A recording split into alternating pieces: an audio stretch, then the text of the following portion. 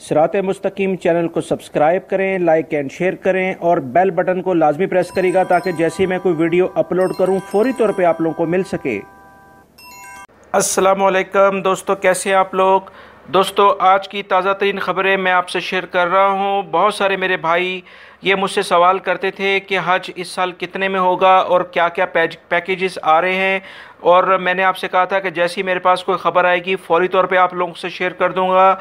लिहाजा जैसी ख़बर आई है फ़ौरी तौर पे आप लोगों से शेयर कर रहा हूँ।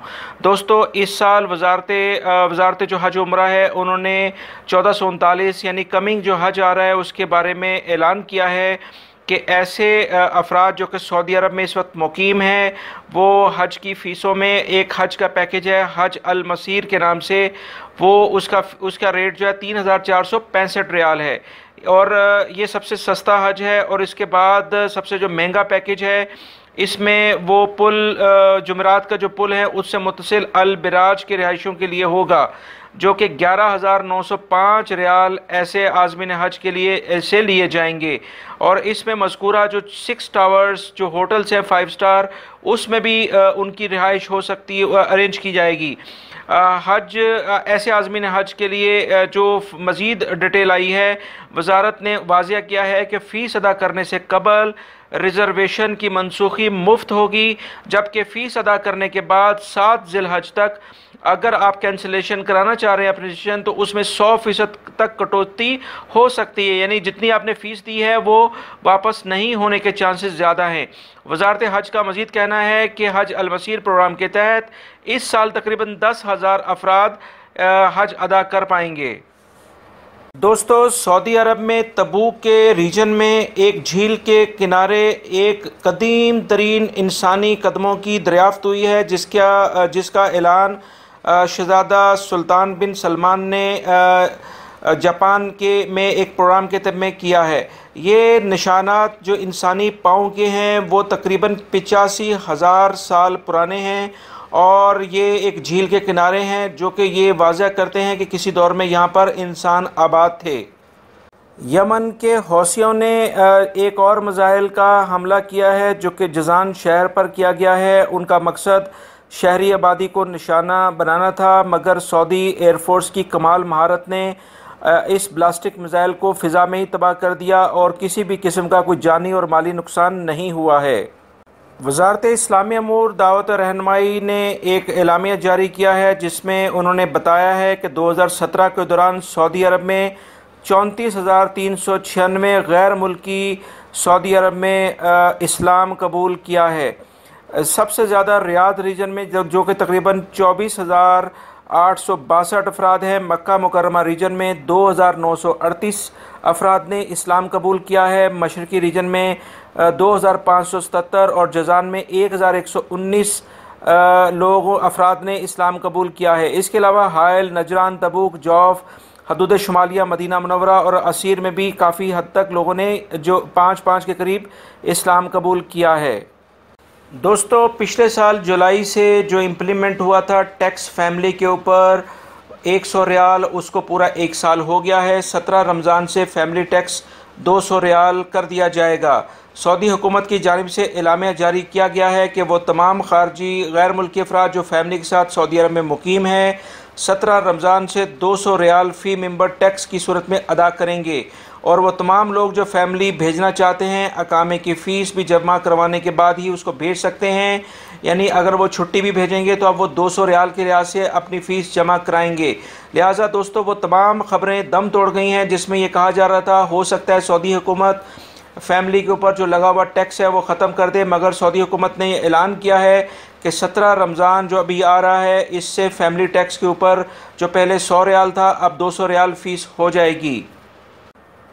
सफ़ीर पाकिस्तान हशाम बिन सदीक ने कहा है कि वीज़ा फ़ीसों के हवाले से गुज़िश्ता कई माह से सऊदी हुकूमत के आला हुकाम से राब्ते में हैं और इस किस्म के मामला दो तरफ़ा गुफ्तगू के बाद ही तय किए जाते हैं।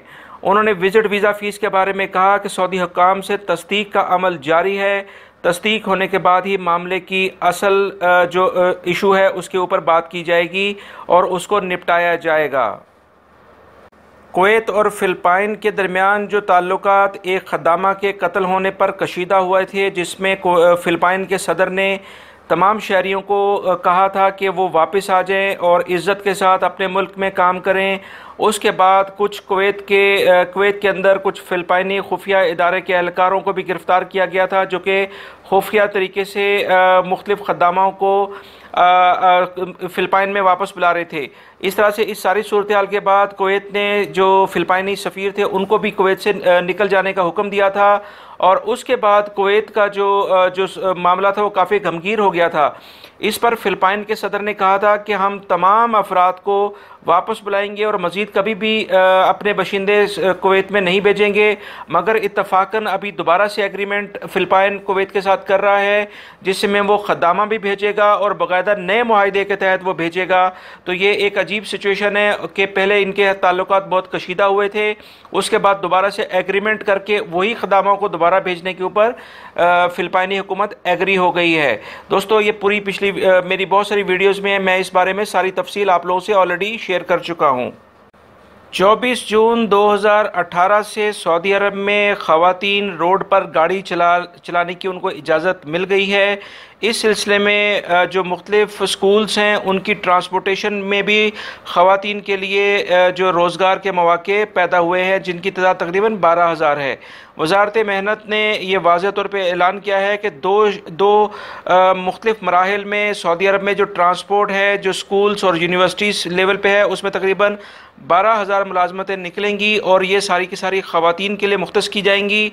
और ख़वातीन जो कि ड्राइविंग कर सकती हैं, पहले मरहले में रियाद, मक्का मुकर्रमा, जद्दा और दमाम को छोड़कर बाकी तमाम एरिए कवर किए जाएंगे, और दूसरे मरहले में रियाद, मक्का, जद्दा, दमाम को इसमें शामिल किया जाएगा। सऊदी अरब के बेशतर इलाकों में जुमे को गर्दो गुबार के तूफ़ान ने बहुत ज़्यादा मुश्किलात पैदा कर दी हैं। मदीना मुनव्वरा, अफीफ, दवादमी और शकरा और मजमा और इससे कसीम, रियाद, अल-शर्किया, मक्का, हदूद शुमालिया, अल-जौफ और हायल में बहुत ज़्यादा गर्दो गुबार का तूफ़ान इस वक्त चल रहा है। दोस्तों, इससे बहुत सारे जो दरख्त हैं और साइन बोर्ड भी गिर गए हैं, जिससे गाड़ियों को बहुत ज़्यादा नुकसान पहुंचा है और बहुत सारी जगहों पे गाड़ियों के शीशे भी टूट गए हैं। दोस्तों, इसमें दमे के मरीज़ों की बहुत बड़ी तादाद हॉस्पिटल्स में पहुंची है, इमरजेंसी वार्ड्स में, और इस तरह से सऊदी महकमा मौसमियात ने आज दिन में ही ख़बरदार कर दिया गया था कि इस हफ़्ते में स्पेशली जुम्मे और हफ़्ते को और रमज़ान तक सऊदी अरब में जो है गर्दो गुबार और कुछ जगहों पर बारिशें होंगी, लिहाजा शहरी एहतियाती तदाबीर इख्तियार करें। जी दोस्तों, अब हम चलते हैं आज के रियाल की रेट की तरफ, जिसमें पाकिस्तान, इंडिया, बांग्लादेश, नेपाल और श्रीलंका में आप अपने प्यारों को रियाल भेज सकते हैं। अगर आप पाकिस्तान देखें तो national bank of Pakistan 30.50 rate दे रहा है, फौरी जो है 30.43 है, मनीग्राम 30.36 है। इंडिया में इंजाज सबसे ज़्यादा रेट दे रहा है 17.70, अलराजी और एक्सप्रेस जो है वो 17.64 है, और फौरी जो है 17.59 है। मनीग्राम जो है बांग्लादेश में सबसे ज़्यादा रेट दे रहा है 22.04, अलराजी और एक्सप्रेस 22.01 है, और फौरी 21.95 है।